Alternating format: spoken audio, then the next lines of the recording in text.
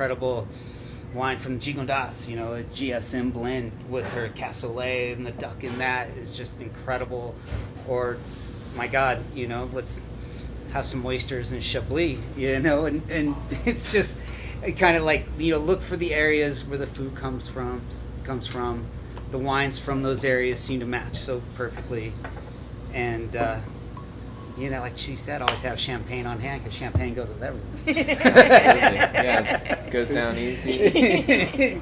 Yeah, and there is a reason why for hundreds of years people have probably paired those wines with those foods, right? Mm-hmm. So, and like you said, French inspired. So before we get into, why we have some French inspired wines as well, what is your favorite French word to say out loud? Because sometimes you look at the menu and it's like, wow, they really know their French stuff. So let's hear it. Let's hear what you. Here's what you like to say. You say yours. No, you say yours. Well, I'll be the first to say I'm terrible at French, but everything in French sounds so much fancier, and we like to be, a little fancy but approachable. So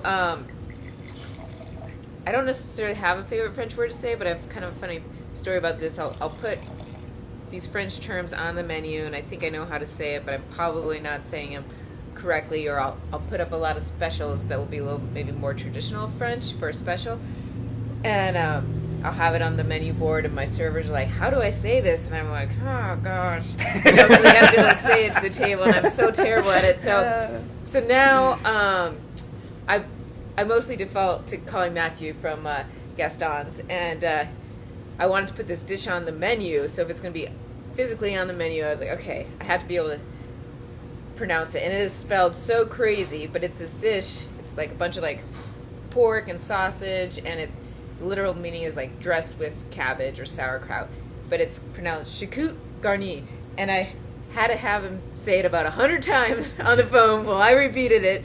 But so that's usually how my French words go. But for French words' sake, some of our favorite words are. Oh yeah, yeah. our wine influence. So Drapier, one of my very favorite bubbles. Can you explain what that means? I have no idea. It's the name of the bubbles. Of the bubbles. It's a Pinot Noir grape. It just sounds good. Drapier. Oh yeah, it sounds like. And that's probably our biggest seller here. We drop it like it's hot around. It's incredible. But it's and fun Beaujolais too. Beaujolais. Those are fun words to Just say. rolls off the tongue. It totally does. Yeah. Well, and obviously, like our laissez-faire labels, the white and the red. I mean, it's a delicious wine, but the whole point of it is to be something approachable. But Correct. you say laissez-faire, Yeah. it's like, oh well. That's so fun to say. Right. Yeah. That's what beautiful thing about the French language, right? You know what I mean? It's like, it's lazy day, easy going, da-da-da, laissez-faire, Absolutely. Yeah. Beautiful.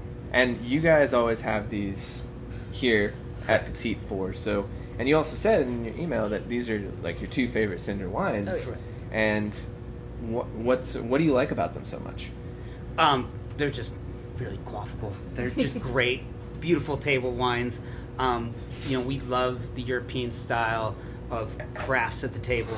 Just having a nice bottle or craft of white or craft of red for everybody to share, kind of go with everything. And the red goes with basically every single thing on our menu. Yeah. You can have it with the tartare. You can have it with the steak frites. It's not Heck, too you can heavy. have it. You can have it with, Yeah, you can have it with the Dover Sole special we had with the bit heavy butter. I mean, I don't know if I'd choose it, but it would work. It would work. And the laissez-faire white is incredible. I love the summer Sauvignon Blanc blend, nice and crisp, little flinty. It just goes so good with so many things on mix. We're a very heavy seafood menu, lots of oysters, lots of shellfish, and vegetables, and it just goes so good. It's just perfect. Yeah, it's really approachable, but yeah, like you said, it goes with so many things on our menu. Yeah, and it's fun to say. Yeah, very good things. And we have a question from the audience here. What are the most underrated ingredients in your kitchen besides champagne? Underrated ingredients in your kitchen. And this could be here or at home. So if there's something Okay. at home that you cook all the time, especially in quarantine right now, Yeah. what are some things that you constantly find yourself going to? Oh, well, I use in all of our dishes here as well at home is lots of fresh herbs, and we have these garden boxes outside. They're beautiful. I'm not going to say they're, but they're what everybody probably has, probably going on right now. And it's just go outside, snip some fresh herbs. Like I use a lot of parsley, a lot of chives. It can take a plain dish, so much more. I got one that you use that you're not thinking of. Fennel. Oh, yeah. Sarah's use of fennel is incredible. Roasted fennel, shaved fennel, fried fennel fronds. Every single part of it. And it's amazing what just a little shaved fennel with that, anise, that black licorice kick does to just lighten up and just freshens your whole mouth when you eat something with it. So I think fennel is one of your secret ingredients. Sounds like you've been eating well during the last few months will at home. I eat well all the time. So I got to tell you, I'm a spoiled man. Well, yeah, and with that in mind, I think one thing that drinking these laissez-faire wines here, you have this French-inspired menu. Has there ever been something you've made where you thought it was like a little too far, or wasn't exactly right? Like, what's your process of getting something on the menu? Ultimately it's your call, right? So I know that then it's up to the bartender, to DK, to kind of pair something. But like, where do you have like a line that you want to fit with Petite 4 in general? Well, right, and so there's so many things I like to make, and there's so many different kinds of food. Like I like to make like a lot of Indian fusion stuff at home, but of course we wouldn't put that on the menu here because it doesn't fit. And so there's things that you can't be too all over the place. Like there's this idea and this feeling that we're trying to create here. So so some of the things, like for example, during quarantine I've been trying to make a nice dinner every Saturday of something I've never made before. And I made probably the best thing I made was a duck confit and duck sausage jambalaya. So obviously, like the Creole down south has a French influence, but people would say that's a Southern dish. But it could possibly make it on because it has duck confit and duck sausage on it. So I try to there's lots of different kinds of food I like to make, but maybe that it has to kind of somehow fit the Petite 4 vibe to make it on the menu. So, but there could be certain elements in it. That's why we don't like to say, we're traditional French. We're just kind of eclectic. Some of our favorite things, but it has this underlying theme. So, usually things that go on the menu they have to be passed through DK first if you like them, and it's really up to the servers too to enjoy it and be able to sell it to the table, and say it. And be able to say it. That's half the battle. But they're like, well, how am I supposed to sell this? I can't even say it. But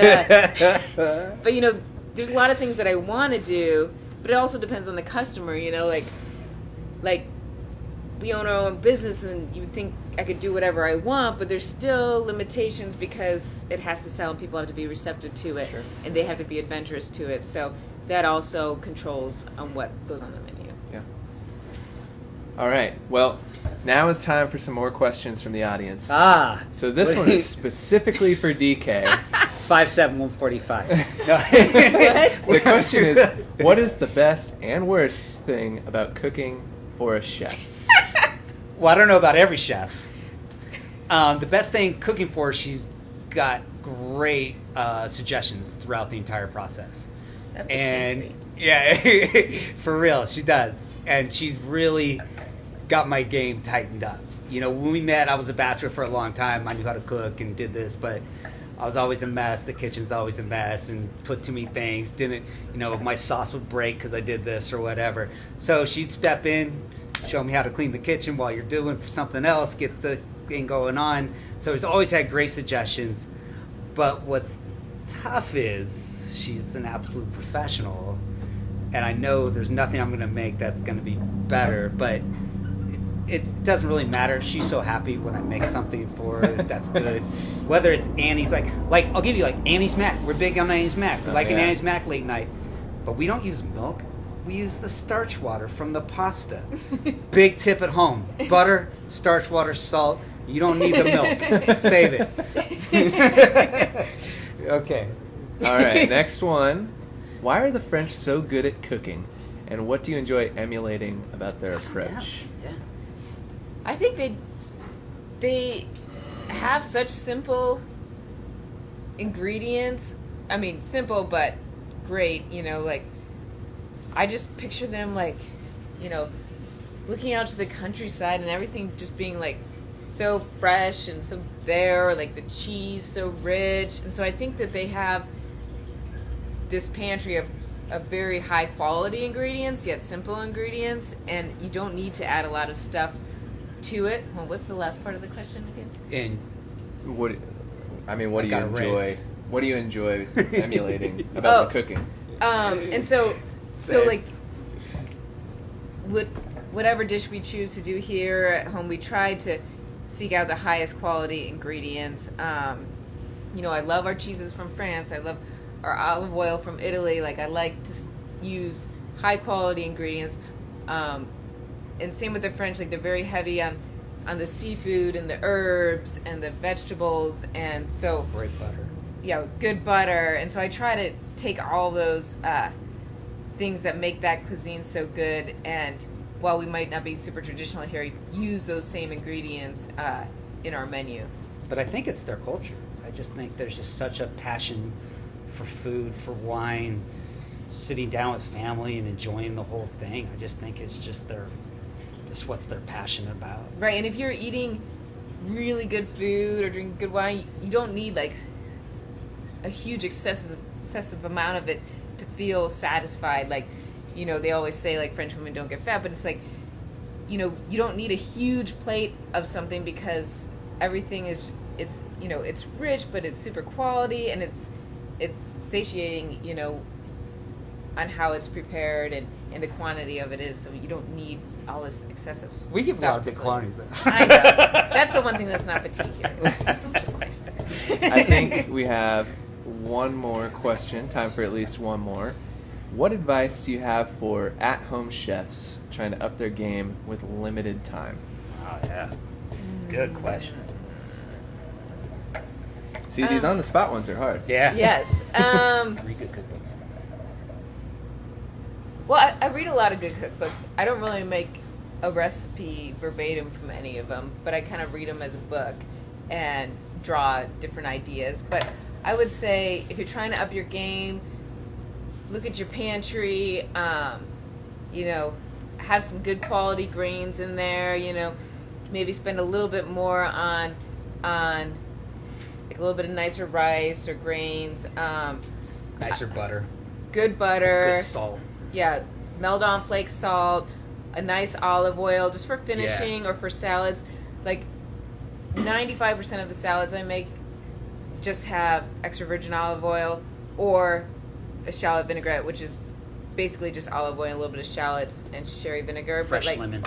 I'm sorry, you the chef here? So some good olive oil, some good butter, some nicer grains, and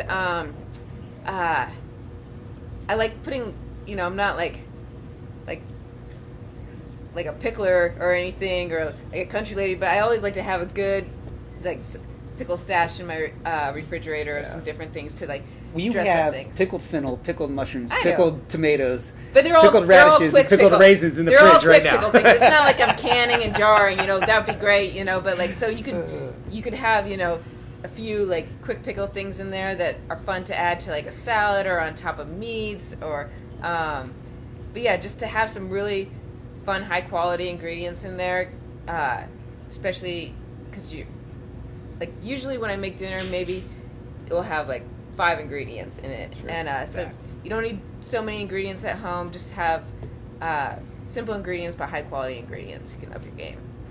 That makes sense. All right, everybody. That's it for the questions today. And we didn't get any questions about what your pantries looked like, which I'm disappointed, but that just means you guys are probably very prepared at all times, I'm sure. One thing I do want to mention before I ask these two to tell everybody how to get some Petite Four in their life while you remain closed.